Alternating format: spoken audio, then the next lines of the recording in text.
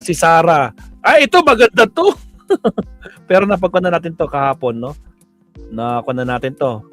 I-premiere natin to mamayang gabi. So, okay lang. So, dito tayo. Hindi nakakalimot ang bayan sa kaso ni Escudero. Dapat, ano to? Dapat palibrihin si Cheese. Wag palibrihin. Wag patakasin. Okay. At Food Panda, we're on a mission to make life delicious with 100 pesos off when Okay, pasok, attorney. Punto, diretso tayo kay attorney Enzo Recto. Wala nang maraming paligoy-ligoy pa. Diretso sa punto na. Maiksi lang ang komentaryo, pero diretso sa punto. Again, wag kalimutan. Maraming kuro-kuro. May tiwali, may totoo. Dito, sa puntong diretso tayo. Punto, diretso. Anong nangyayari na sa kaso ni Cheese Escudero? Kasi parang wala tayong update, ano? Tahimik na si Cheese, Kaya attorney. yung mga viewers ko, mga followers ko, subscribers, nagtatanong na. Tony, bakit laging nababanggit lang Revilla, Jingo Estrada, Villanueva? Parang si Cheese Escudero wala na. Kaya maraming maraming nadidismaya dito. Bakit parang hindi na nababanggit si Cheese Escudero? Kaya may mga nagtatanong sa akin, paki-update kami, attorney. O kaya naisipan ko, gawin kong topic ito, anong nangyayari na sa kaso ni Cheese Escudero? O ganito mga kabunyog, mga kababayan. Iba-iba yung stages or inabot ng yugto ng mga kaso. Si Bong Revilla, alam naman natin, nasampahan na ng kaso sa Sandigan Bayan, graft at saka malversation. Kaya inisyuhan na siya ng warrant of arrest, kaya nakakulong. Bakit nauna kay Bong Revilla? Yung kasing testimonya ni Bernardo, yung testimonya kasi ni Bernardo kay Revilla, direkta eh. Direkta. Sabi ni Bernardo, siya mismo ang nagdala ng pera sa White House, sa bahay ni Bong Revilla, at si Bong Revilla mismo ang tumanggap. Yung ganun kadirekta yung kalinaw yung ebidensya, yung testigo, kaya mabilis na na-file yung kaso. Ito naman kila Jinggoy, kila Villanueva, hindi direkta eh. Hindi direkta. Pero si Alcantara pa rin ang nagdala ng pera para kay Villanueva, dinala niya doon sa tao ni Villanueva. Anong pangalan nun? Yung Peng ba yun? Alias Peng. Doon niya dinala. Doon sa parang rest house ni Villanueva sa Bukawi. Pero hindi mismo si Villanueva ang pinagdalhan.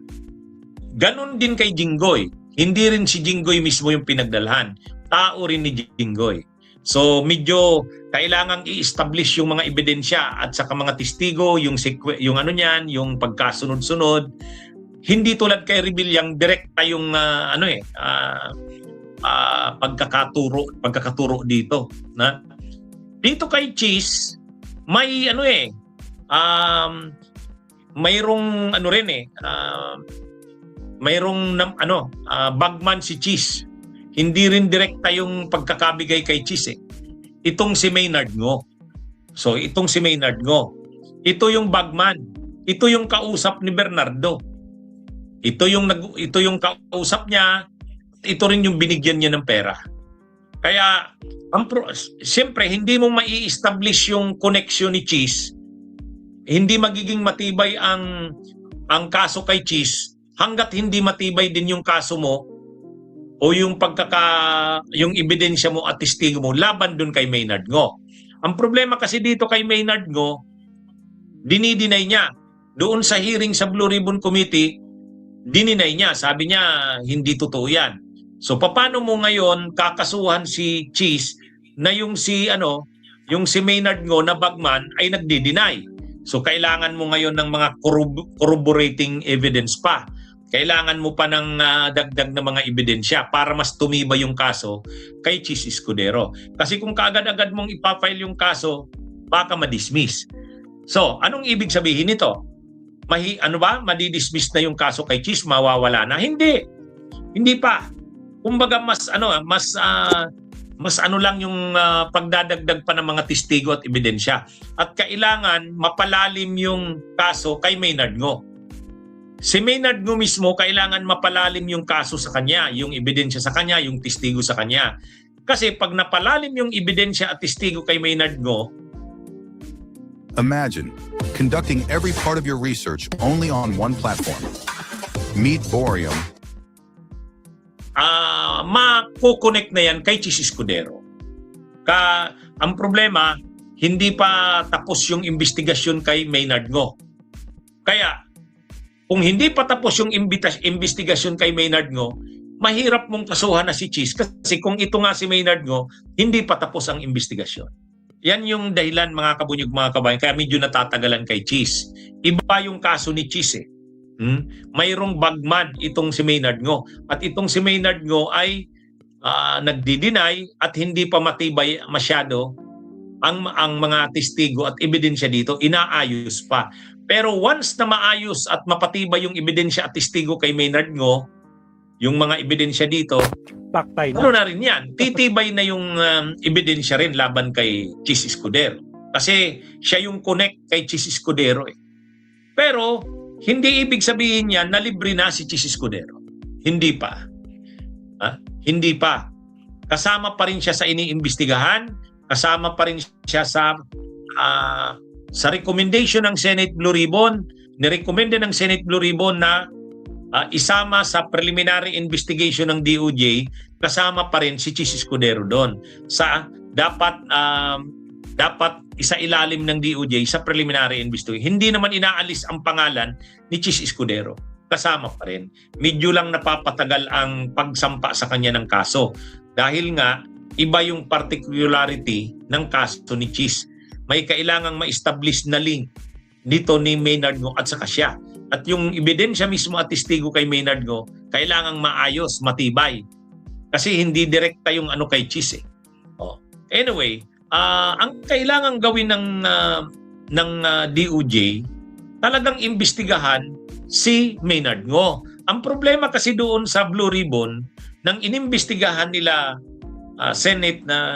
Senator Ping Lacson, nung tinanong si Maynard Ngo, tinanong lang, pag sabi niyang hindi totoo yan, hindi po totoo, dinideny ko po yan, wala na.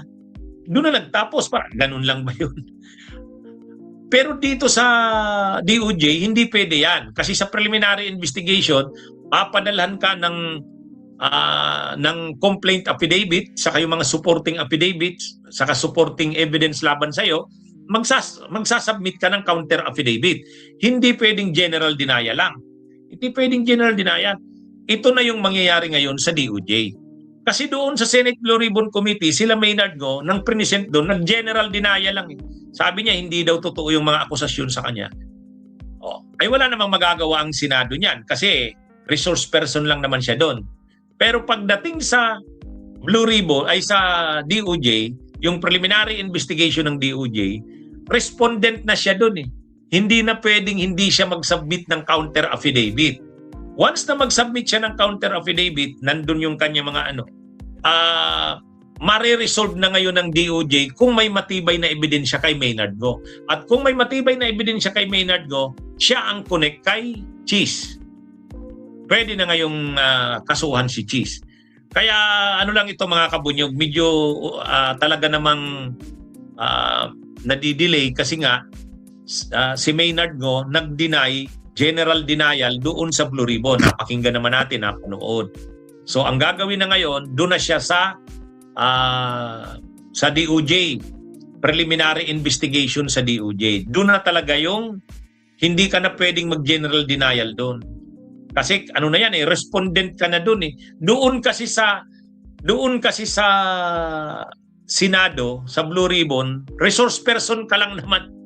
Pero pagdating sa DOJ, respondent ka. Respondent. Ibig sabihin, pinapanagot. Kailangan mong sumagot. Respondent eh. Kasi pag hindi ka sumagot ng maayos, counter affidavit, mga ebidensya mo at testigo mo, kakasuhan ka. Pag nakasuhan ka, accused ka na. O, ganun ang stay na. Kumbaga sa Blue Ribbon, resource person ka. Pero pagdating sa DOJ, respondent ka. At kapag may nakitang probable cause, ipafile na sa ombudsman at sa korte, sa Sandigan Bayan, accused ka na. Yan mga kabunyog mga kamen, ang dadaanan yan. Kaya itong kay Escudero, hindi pa rin tapos yan. Pero bagamat, tingin naman natin, gumagawa si Chis Escudero ng paraan paano siya makakalibre dyan. Siyempre, tahimik lang yan si Chis, gumagalaw yan. Pero, bantayan lang natin kasi pag nakita natin parang inaariglo yung kaso ni Chis, anuhin natin yan. Babanatan natin yan. Kasi hindi naman pwede yan. Hindi naman pwede yan. Kailangang i-expose natin yan. Alam naman nating may ginagawa si Chis Escudero dyan. Ano yan? Ano yan eh. Matagal ng politiko yan si Chis Escudero. Ang network niyan, ang connections niyan. Alam na ang galawan niyan. Kaya tama naman yan na ang ating mga kababayan ay nagmamatsyag dyan sa kaso ni Chis. Hinahanap nila ano bang nangyayari dyan. Kasi ibig sabihin yan, vigilant ang ating mga kababayan. Hindi nila papayagang mapalampas yan. Kaya lagi nating abangan. Anyway, pag may update ko kayo. Okay? Magandang araw mga kabunyog, mga kababayan. Bunyog! Hindi pa liligtasin si Chis, no? Tandaan nyo, siya ang nagpa-delay ng impeachment ni Sara last year. Hindi niya finor-tweet, finor-ever niya. Hinintay niya ang decision ng Supreme Court. Hindi yan tulad nung ginawa ng mga ibang impeachment, talagang fourth tweet ang nangyari. Pero ngayon kay Soto, nako po, fourth tweet, kabadong-kabado na sila. Kaya nga tarantang-taranta na sila eh. Wala na, game over na. Nako po. O siya, next topic tayo. Salamat, Attorney Enzo.